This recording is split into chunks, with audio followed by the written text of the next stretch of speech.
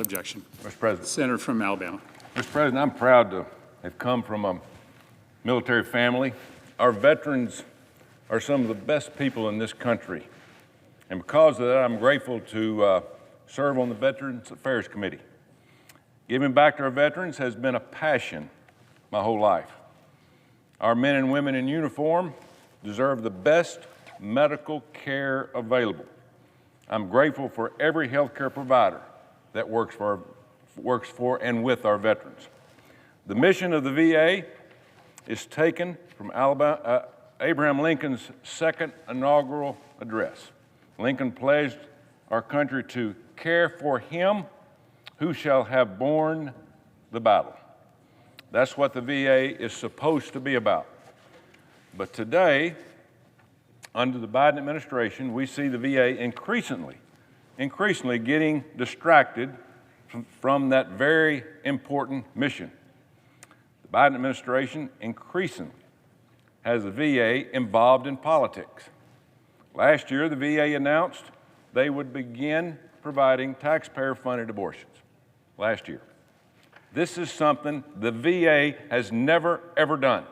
Let me repeat that. The VA has never done abortions. In fact, the VA has been prohibited by this body from performing abortions at its facilities for more than 30 years. The 102nd Congress, 1991 and 1992, made taxpayer-funded abortions at VA facilities illegal. Let me repeat that. 30 years ago, this body made taxpayer-funded abortions illegal. It is a law. They did this with the Bipartisan Veteran Health Care Act of 1992. Last I heard, that is a federal law passed by this body, which for some reason we don't want to do anymore. We want the executive branch to be able to do it on their own. And that's wrong. We need to do our job. This today is not about abortion. It's about taxpayers paying for abortions that they don't have to pay for because of a law that was presented and passed in this chamber in 1992. The bill was introduced in the House and the Senate by who? No other than the Democrats. The Senate passed it unanimously.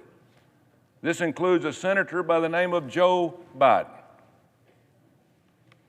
Now, President Biden is breaking the law that he voted for.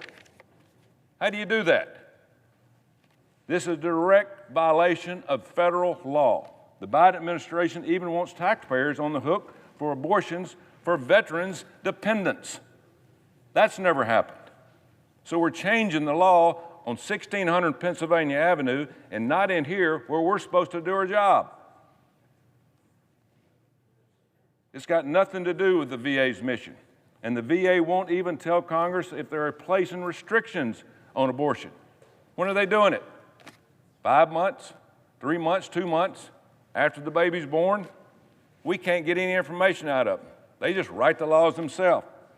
The VA has refused to cooperate with Congress throughout this whole process. And that's what this is all about. For all we know, taxpayers funding abortion can be at any time at their choosing. This new policy also includes very limited moral protections for VA medical staff. This too is unheard of in our laws and our traditions. We've had moral protections on the books for decades. It was James Madison who said, "A man has a right to his property, and conscience is the most sacred property of all." This was the attitude of our founders. Frankly, the founders would be shocked by what's happening in this chamber today. Frankly, the Biden administration is violating the conscience of the taxpayer as we speak, but putting pressure on the taxpayer to have to defend and go after this. Taxpayers shouldn't be forced to pay for abortions, especially not when this was done without anybody taking a vote in this building, especially when Congress voted to make it illegal 30 years ago. It's illegal and it's wrong. In just a few moments, the Senate has a chance to do something about it.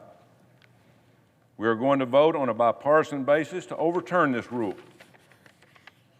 If Democrats want taxpayer-funded abortions within the VA healthcare system, let's vote on it. That's what we're elected to do. Not lean on a president in the White House to say this is what we're going to do. That ain't the way we do it in this building. And if we're going to do it that way, let's lock the door and go home and save the taxpayer a lot of money. Again, this is not about abortion. This is about doing it the wrong way. Let's pass a bill. Let's change the law. Let's don't break the law in here. I'd like to thank the dozens of senators supporting my resolution. I'd also like to thank Senator Manchin and Senator Marshall for standing with me earlier today at a press conference to push the facts to the taxpayers and citizens of this country. It's very simple. Any senator who votes against this resolution is voting for taxpayer-funded abortion with no guardrails or protection for any medical staff or nurses. Voting no on this resolution means voting to give away even more power from Congress to the executive branch. And that's really all we need around here. Right now, the VA is spending money we have never voted to spend. Anyone who believes in the appropriation process must oppose this rule and support this resolution. Voting no would mean letting the administration spend money without the consent of the people in this room. And that's what we're elected to do. Voting no means a big stamp of approval for a blatantly illegal regulation. Voting against the resolution also means turning the VA taxpayer funded into an abortion clinic. The VA should be focused on their mission. Lord knows, we got 20 veterans a day dying of suicide. Why don't we focus on helping the veterans that have been fighting in wars, these last 20-year wars that we've been funding? Let's keep politics out of the VA. These people have had enough politics in their life. Let's stay focused on their mission to care for him who shall have borne the battle, as spoken by President Abraham Lincoln. Mr. President, I yield the floor.